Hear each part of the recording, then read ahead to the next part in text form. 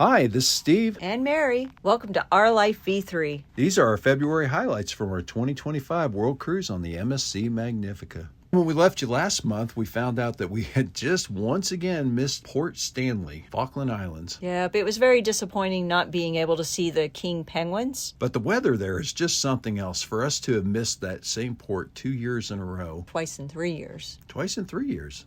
Yeah. Either way, we're not landed there yet. No. Don't know how we're going to get there. Maybe we're going to have to fly in. So we missed that one.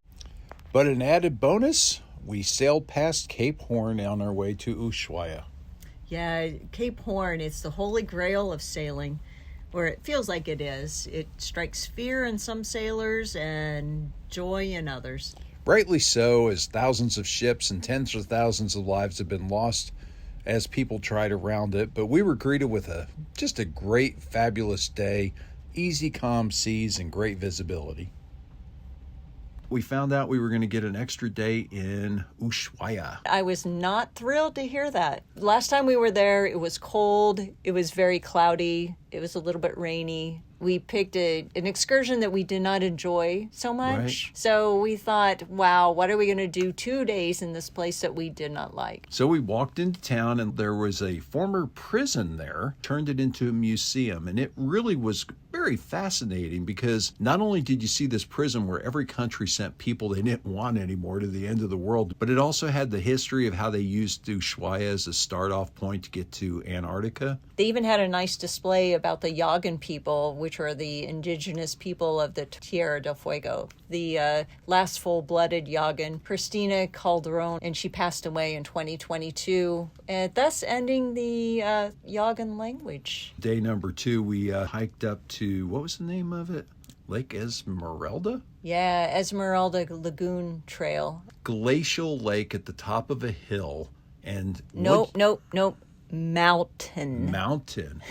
Not a hill. So you cross over this squishy, marshy land that's just full of all this peat moss sort of stuff. It's really soft and tender to walk on. Past a beaver dam. Mary asked one favor of the guide. She said, as we get up to the top and we're about to approach the lake, give us a heads up so I can get this on video. We got up to the top of the hill and the guide forgot. Wham! There was this beautiful vista overlooking this just gorgeous lake at the end of a glacier surrounded by the mountains. So it caught us a little off guard, but it was beautiful all the same. So after 2 surprisingly beautiful days in Ushuaia, it was time to move on to the Chilean waters. Captain took us out that evening through the Beagle Channel and toward the Pacific Ocean. Going through the Beagle Channel, it was our second time through it, but this time it was in the middle of the night, so we really didn't get to see all the glaciers. But we did wake up to a pleasant surprise. He was doing circles in front of one of the waterfalls in the Beagle Channel.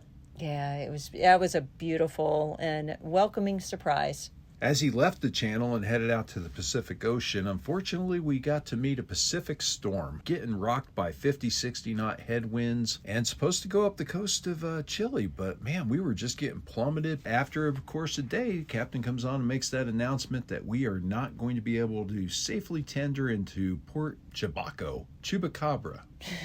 What is it? Chacabuco. Chacabuco, Chile. Chacabuco. Chacabuco. It's snowing! That is snow falling. That's crazy. Oh. So, skipped that port and went to Puerto Montt. A beautiful volcanic region, 3 large volcanoes, and a huge lake. So we got the views from up atop the mountain, at the base of the mountain, beautiful large lake Yaguate. Oh, I'm terrible at pronouncing these. Yanquay. Then we took a little side trip to a waterfall. There wasn't a lot of water at the time. It wasn't rainy season necessarily. Ushuaia waterfalls in the national park there, they weren't flowing that rapidly, so it was okay. Water's we got falling. to see it. Trees, waterfall at the end of a mountain. We did get to go out for a nice lunch of some Chilean salmon, but the real win was we got to go to Puerto Varas, the city of roses. Yeah, Puerto Varas. Looked like a little German town, reminded us a lot of the towns near the Black Forest. What made it really cool was the guys with their Chilean flute music. Pan flute? I think it's a pan flute. I think it is too.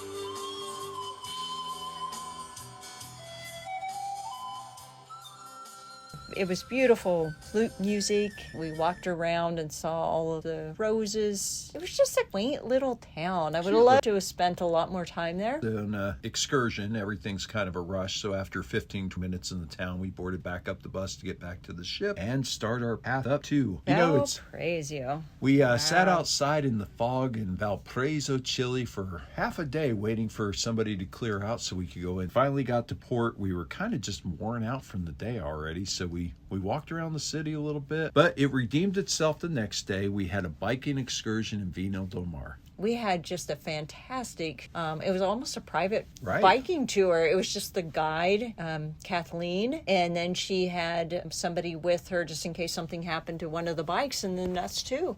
It was beautiful right along the beach there. Oh, the town was just this fantastic like resort town. But what was really cool is you saw all these families, just big families just out on the beach. They all were spending time just together, playing, exercising on the beach, doing whatever. You could tell it was like a real quaint resort town. And the fun part was when we got toward, I would say almost halfway through, all of a sudden this incredible fog starts rolling in. Unfortunately, the fog ended our excursion at that point. It wasn't safe for us to continue because being on bicycles, traffic really couldn't see us that well. So we had to turn around and go back, but it was incredible. It's finally time to leave South America and start heading across the Pacific. We had a 5-day stretch to our first stop, but day one out, we passed Robinson Crusoe Island. Well, we left and continued sailing, and we came to what for us was the bucket list island of all time, Rapa Nui. Yep, this was one of the reasons we chose this world cruise. Easter Island, the home of the big Moai statue. Yeah.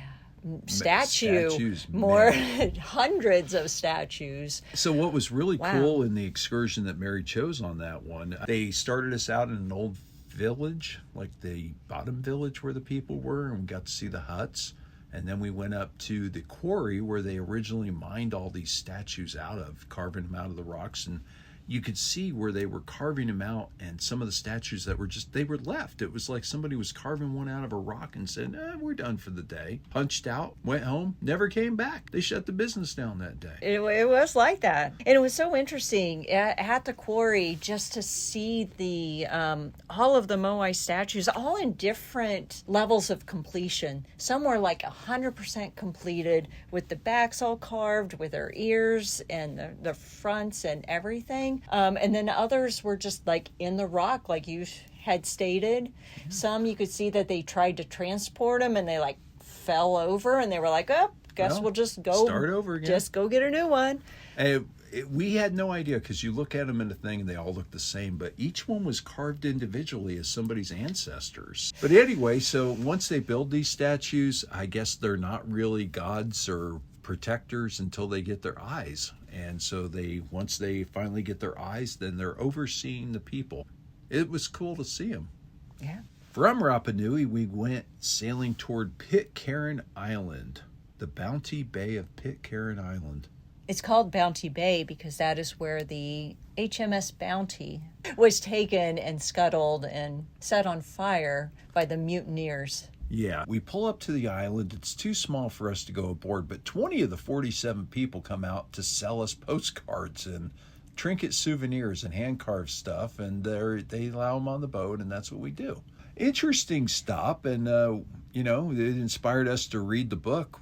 So we take off from there, and it's time to get to Tahiti. So we land at Papeete. We decided enough of the excursions. We just wanted to kind of do our own thing. And we went out and got a car rental for the day. And it's a good thing. 2 days. We were there 2 days. 2 days. And it's a good thing, too, because there was no excursion that would have taken us around like we got around. Oh, yeah. Yeah. By far. We were able to, over those 2 days, we circled the island twice. We saw all sorts of stuff. We all went to the beach. Fantastic time. We got to see some coral. We saw some fish. We did see fish. We saw some really cool fish, some neat coral. We drove around the island, got to a beautiful, gorgeous waterfall.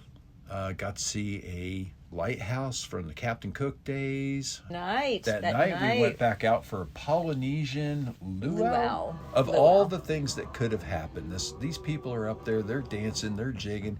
They pull Mary out of the audience to dance with them. Oh my God. So Mary was doing the hustle with one of the Polynesian dancers. That is by far my one of my nightmares, and it came to life. It could have been worse. I mean, you got to dance with a pretty attractive Polynesian guy. It could have been the fire guy. Day number 2, we kind of repeated the same process, went around the island, seen some of the places we missed, and Mary found the grottos. The grottos. That's right. And these were just nice, beautiful, tucked away grottos. Yeah, they were beautiful, and they were just, it was nice and quiet and peaceful and lush vegetation. It was a pretty amazing experience. And right after that, we went out to the 2024 Olympic surfing site. We didn't get to see any of the great big waves that they talk about, but you could see where they do come in. Yeah, they had boats there that would take you out to the waves. Yeah. And yeah, oh my God, they were consistent and they were long waves. I could see why they selected that site. We got to scale up to the top of a mountain on the South Island that had a beautiful vista over to the North Island. Mm-hmm. And just again, another beautiful day. It was time to return the car, get back on the ship, because we had to sail to an island that was 15 miles away. So the next day we were in Moorea, and it was a much smaller island, and we set out to do some more snorkeling while we were there. But Mary had signed us up for Cocoa Riders. It was a little electric scooters, but, they would go 30, and that was perfect for that island. Yours talk about gorgeous, just trucking along a beachfront the whole time and just getting to see the ocean, the ships out. And you would see the ship we're on up against the mountain in the lagoon, and it shows how really small it is compared to the island, this big volcano jutting up. Yeah. But we got to go out to one beach and just snorkel, see some beautiful fish, had a nice little panini lunch on the beach, and then a little more biking and another beach. Yep. Gorgeous island. Yeah.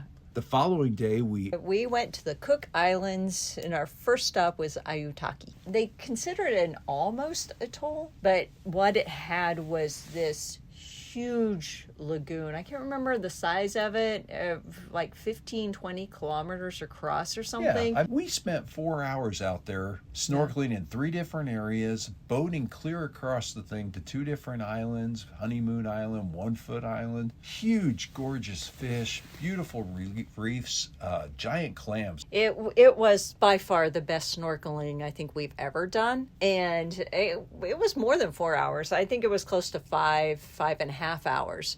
We had lunch, a wonderful Polynesian barbecue chicken with fresh fruit, like the best banana I think I've ever had in my life. And then when we were walking on the beaches there, and there you could just kind of like walk out from sandbar to sandbar, and we did, and just kind of lazed around. Oh my gosh, the huge fish at the beginning, they had to have been a good 3 feet, 4 feet. Were huge. Ducking, who were in our excursion, this dude was taking this boat across the lagoon and doing 20 plus knots in and out of reefs, and he's like weaving around the reefs like an expert. A thrilling ride. I mean, it was just incredible day. So our final stop of the month was another Cook Island, Rarotonga. We did enough snorkeling that day. We decided we were going to get a little exercise in this day, so we rented e-bikes. Yeah, we wanted to get all the way around the island.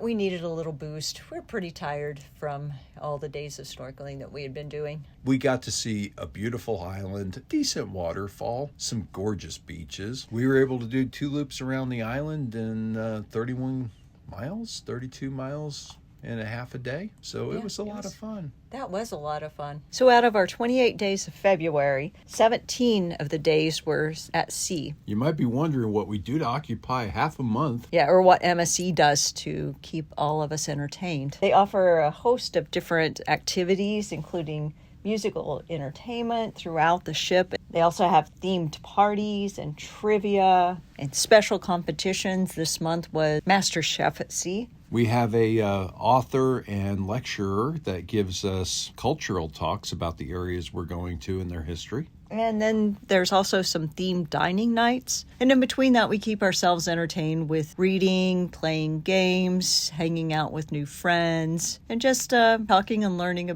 from others. Well, that's it for February. We're on our way to New Zealand next month. Thanks for joining us on this part of the journey. We hope you got something interesting out of this and maybe some inspiration to even do a little trip of your own. As always, feel free to leave a comment or ask any questions, and we'll be sure to try to answer everyone. We'll see you again real soon. Take care.